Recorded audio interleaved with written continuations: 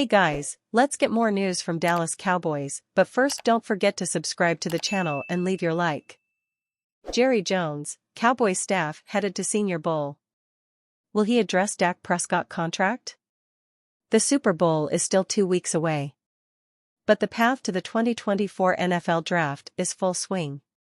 While some scouts and coaches have been at the Dallas Cowboys headquarters in Frisco in preparation for the East-West Shrine game, set for the Thursday at the Ford Center, most of the NFL world is headed to Mobile, Alabama for the 75th Senior Bowl, which will feature more than 100 of the country's top NFL draft hopefuls. The game will be played at 1 p.m. Saturday at Whitney Hancock Stadium on the University of South Alabama campus. In the past 5 NFL drafts, more than 85% of Senior Bowl players wound up making an active 53-man NFL roster at some point during their rookie season.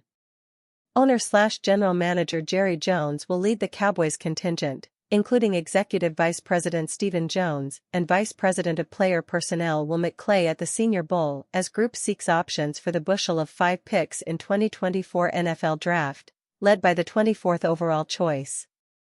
It will also offer Jones an opportunity to speak to the media for the first time since sending out a statement in an email regarding the team's decision to keep Mike McCarthy as head coach.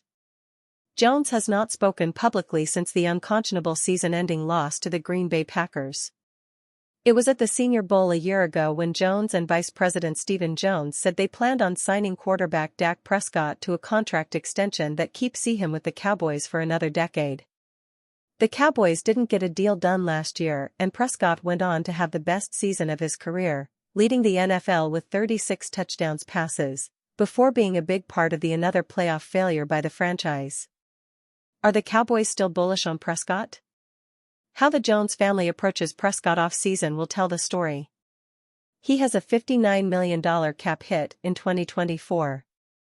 A contract extension would lower the cap number to help the Cowboys sign other players to put a winner on the field in what should be a make-or-break season for McCarthy. But it would tie Prescott to the team at an exorbitant cost when he hasn't shown he can get them to the NFC title game, let alone the Super Bowl. What will they say now? As far as the Senior Bowl is concerned, the Cowboys have a plethora of needs to explore, including offensive tackle, linebacker, running back, defensive tackle, cornerback and possibly quarterback. There are at least 8 players from national champion Michigan in the play for the draft. But the biggest name from the college football playoff is Washington quarterback and Heisman finalist Michael Penix. Other national award winners in this year's Senior Bowl include Oregon center Jackson Powers Johnson, Remington Trophy, North Carolina State linebacker Peyton Wilson, Butkus Award, Chuck Bednarik Award, Iowa punter Tory Taylor, Ray Guy Award, Texas defensive tackle Tvondra Sweat, Outland Trophy, and UCLA defensive end Lyoto Latu, Lombardi Award and Ted Hendricks Award. Missouri's Cody Schrader, who led the SEC in rushing, headlines the running backs in the game. Cowboys take sides against the family, Micah Parsons, and The Godfather lessons. As it is with many life topics, The Godfather may have said it best. Don't ever take sides with anyone against the family again, Michael Corleone tells his unfortunate brother Fredo. Ever. The concept of a united front is key in the mafia, or, at least, in the mafia in movies. Dallas Cowboys leaders obviously think similarly. Thus Dak Prescott's frequent mentions of the team's supposedly unmatched brotherhood. At this moment, though, the Cowboys family is dealing with, well, some might say a rowboat full of Fredos. Charisse Parsons is the mother of Micah Parsons, who is responding to accusations from ex-Cowboys receiver turned media guy Jesse Holley's comments about her son's alleged selfishness. She slapped back at Holley for not reaching out personally to her son and therefore, according to her, spreading misinformation about his work ethic, leadership and team goals. From Holley, Micah Parsons, to me, this is just me, is probably the most selfish player on this football team. One of the reasons why Micah Parsons does not want to play linebacker, it's too much of a responsibility. From Charisse, Jesse, before you talk badly about someone, sit down with them and ask those questions before you assume. As we note here in our first examination of this conflict, Holley's takes can be his truths, and the Parsons family's takes can be theirs.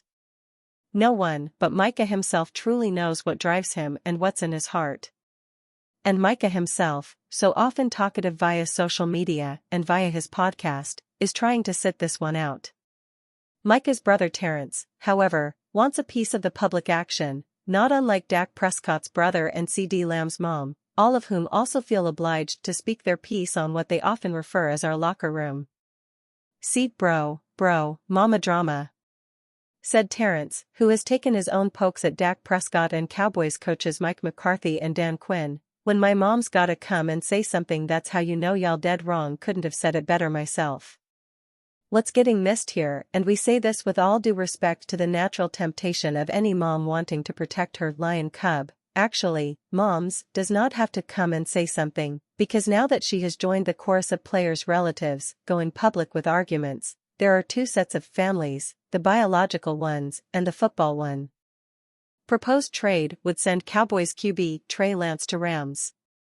The Dallas Cowboys only just acquired quarterback Trey Lance last offseason, but they could send him back to the NFC West. The former San Francisco 49ers QB is still looking for his next proper chance, and that could be with the Los Angeles Rams. Bleacher Report's complete NFL offseason trade guide addresses the needs of all teams, including the Rams. They propose a 2024 fifth-round pick for Lance, slotting him as the backup and mentee of Matthew Stafford. Stafford showed that he can still play at a top level in 2023, and he'll return for 2024. However, he'll also turn 36 next month, the article states. It's always good to have a succession plan in place, and Lance would be an intriguing one. The 23-year-old was replaced by Brock Purdy in San Francisco and hasn't seen the field in Dallas. He still possesses an intriguing skill set, though, and could be a fun developmental project in Rams head coach Sean McVay's spacing-based offense. There are no reports or leads that Lance could be traded this offseason, but it is still an interesting idea. After a difficult start with the 49ers and a year on the bench with the Cowboys, Lance is probably looking for the best possible play to learn and get his next chance. San Francisco made a blockbuster move to acquire Trey Lance, trading 2 first-round picks to the Miami Dolphins in order to take him at number 3 in the 2021 NFL Draft. Coming out of North Dakota State, Lance was a surprise selection over other members of the QB class. The 49ers were still riding with Jimmy Garoppolo at that point. So, Lance was given a year to develop on the bench. However, an injury to Garoppolo thrust Lance into his first 2 starts. As Pro Football Reference shows, Lance took advantage of his 6 total appearances with 603 passing yards, 6 total touchdowns and 2 interceptions. There was optimism heading into 2022. Lance was named the team's starter, but a brutal ankle injury in Week 2 immediately sidelined him for the entire season.